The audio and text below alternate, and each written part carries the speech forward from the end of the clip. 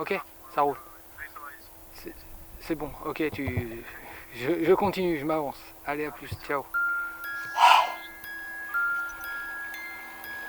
Quel stress. On dit souvent, ouais, mais pourquoi on organise une épreuve comme ça? Si c'est si difficile que ça, parce qu'il faut le faire, parce que ça fait partie de l'aventure du pleine nature et qu'on va pas s'amuser à faire du cyclocross d'été, ça nous intéresse pas. On franchit des montagnes, on n'est pas sur de l'artificiel. Pour aller chercher du joli ou de l'agréable, il y a des moments difficiles, il y a des moments où on pousse, des moments où on porte, pour aller chercher des trucs fabuleux, que ce soit du visuel ou du ludique. Et le vélo de montagne, c'est vraiment ça. Avec le raid, c'est aussi notre objectif de mettre ça en valeur, et ça colle complètement au Ventoux, du Vaucluse, etc.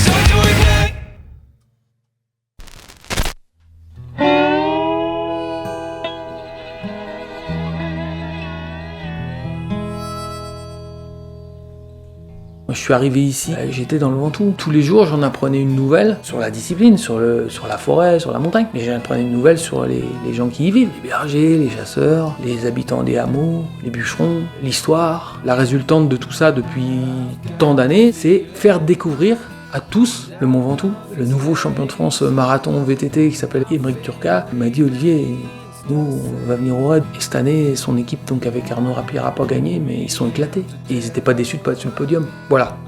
Là, on est dans l'esprit. On est dans l'esprit. Il va faire chaud. Ah, il va faire beau, c'est cool. Déjà, ça sera plus agréable parce que bon, quand on bivouac, quand il fait mauvais temps, c'est moins sympa, on va dire. Donc voilà, après, nous on est vraiment en découverte, donc voilà, on va prendre au jour le jour et au fur et à mesure des kilomètres, on va dire. Un événement comme ça, c'est un événement qui doit être un diamant pour le département dans cette discipline ou autour des disciplines pleine nature. Et c'est sur le temps qu'on arrive à créer cette dynamique avec toutes les composantes, quoi. Associatives, professionnelles, prestataires de services et institutionnelles. Je pense que nous avons une activité, si elle est bien gérée, structurée, qui colle complètement à la nature et aux gens qui vivent avec aussi. Donc c'est aussi pour nous l'opportunité de faire passer un discours aux participants qui viennent sur l'importance de bien respecter le Ventoux, mais aussi aux professionnels ou aux autres structures, de montrer ce que c'est que vraiment le vélo de montagne et l'esprit du vélo de montagne. Cette année, Cyclo Club de Bedouin qui nous a aidé beaucoup sur les ravitaillements et le Téléthon de Malocène. On a des habitués, des gars qui sont au club, qui font partie de ces structures et qui étaient responsables des ravitaux. Et aussi la société de chasse avec le ravito du Grand Jon au-dessus de Flassan. Il n'y a pas de problème avec les chasseurs, on est bien ensemble.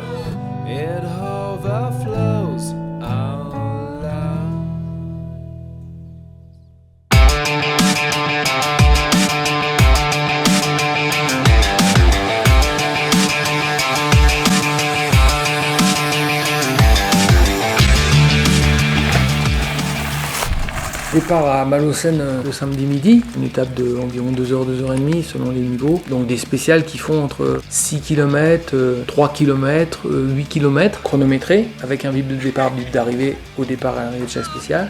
Et ensuite des liaisons non chronométrées où on peut récupérer. Ce qui est sympa, c'est que les équipes souvent se regroupent et puis il y a convivialité entre les participants, ça c'est bien chouette. Mais par contre, il y a des passages obligatoires avec pointage. Si on les loupe, on prend des pénalités. On va prendre du plaisir, il fait beau. Il y a des beaux chemins. Il n'y a plus qu'à rouler. Je suis au complet, c'est bon. Un peu dur dire quand on vient de la Suisse, mais on va s'y faire. Et tout le monde est arrivé sans encombre, a besoin pour se rafraîchir, se reposer, manger sur la place du village, avec, avant de partir, le passage de monsieur le maire de Bedouin. Comme sur tous les villages, chaque mairie a représenté des élus pour venir nous voir, ce qui était vraiment sympa. C'était dur. C'est chaud. Ouais, chaud dans les Les bosses. ventes, les singles, c'est la folie. Ouais, les descentes, c'est super prêt, chaud en montée. Un peu compliqué, on a eu quelques soucis mécaniques sur le vélo de Thierry. Bref, il a fallu changer une patte dès le premier kilomètre de spécial. Voilà, donc ça ne nous met pas dans une ambiance tip-top d'entrée. Voilà. On a hâte de se voir en train de monter la tente.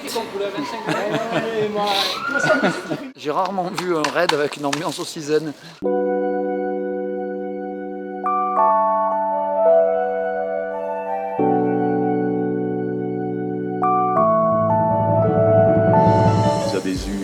hors-d'œuvre, eh bien je crois que ce qui vous attend, c'est peut-être un peu plus le plat de résistance, mais comme il fera peut-être nuit, vous ne verrez pas le dénivelé, ça ne va pas vous effrayer.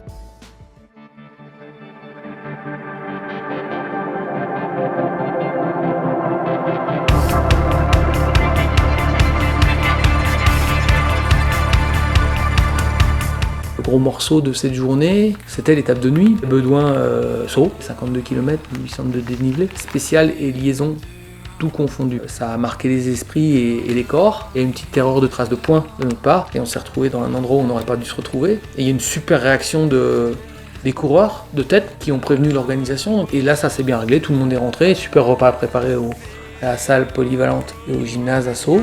Et tout le monde a pu récupérer, bivouaquer dans les tentes mises en place par Arnaud et Sébastien pour pouvoir être prêt pour le final du lendemain qui est pas moins difficile.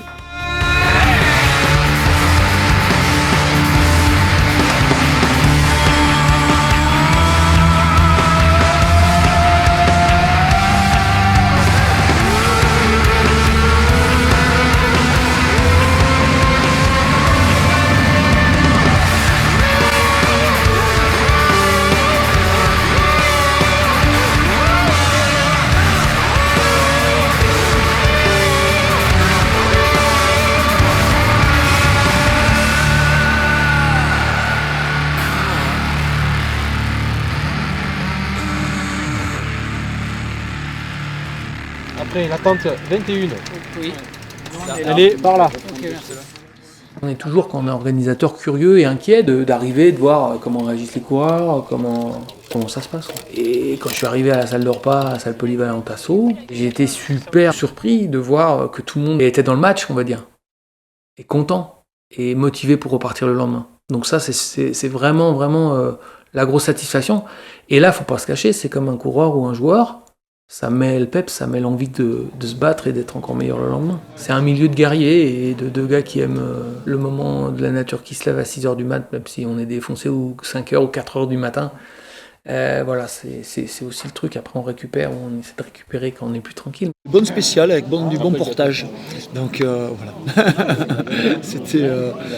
Ouais, voilà, mon coéquipier il dort là, mais il n'a pas mangé en fait. Ouais, c'est un petit peu. Ouais, c'est un peu difficile.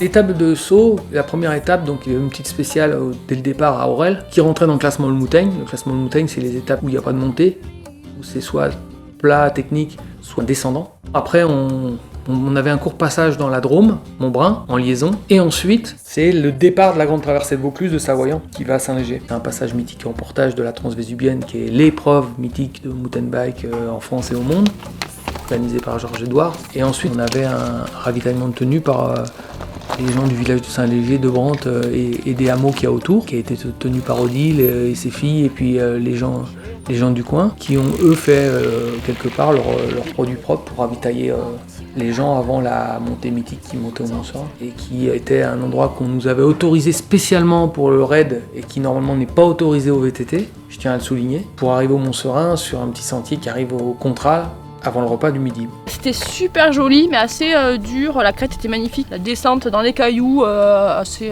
sympathique. Après, bah voilà, il reste le plus dur. Une fois qu'on sera là-haut à midi, on sera bien content. Et puis voilà. Mais ça le fait pour l'instant. Allez, go!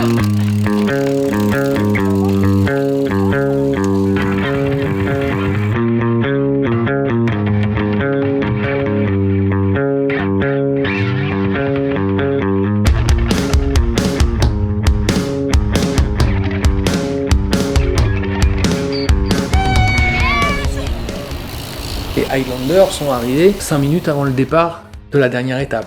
Ils ont joué le jeu, ça a été nickel, ils ont à peine eu le temps d'avaler quelque chose pour repartir derrière. Le repas du midi, super convivial au Mont-Serein. Puis après, la dernière étape pseudo-descendante, pour le final, où entre les deux spéciales descentes, il y avait en liaison un portage, un morceau très difficile et qu'on a à peine la place pour mettre le vélo sur le dos, on pousse, on porte, on ne sait pas trop comment le mettre, et il doit y avoir 400 mètres de dénivelé en 2 km à peine. Quand on est en moment de fatigue, de relâchement sur la dernière étape, on se dit on va pouvoir se détendre, mais non, en fait on est toujours sous pression physique là, et mentale. Faut pas croire que parce que c'est la dernière étape et qu'on parle de descendant que tout est facile et tout est gagné.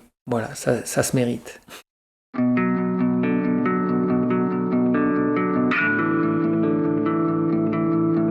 La réussite de cette année, ça a été justement d'avoir des vrais raiders dans l'esprit et d'avoir eu la satisfaction d'être tous sur la même longueur d'onde et que ça soit des gars et des filles qui soient des aventuriers de la découverte avec le mountain bike. L'amélioration dans l'avenir, c'est être plus nombreux et anticiper tout. On est quand même l'épreuve événementielle représentative du Géant de Provence et du Mont Ventoux. On y croit, on a un super truc.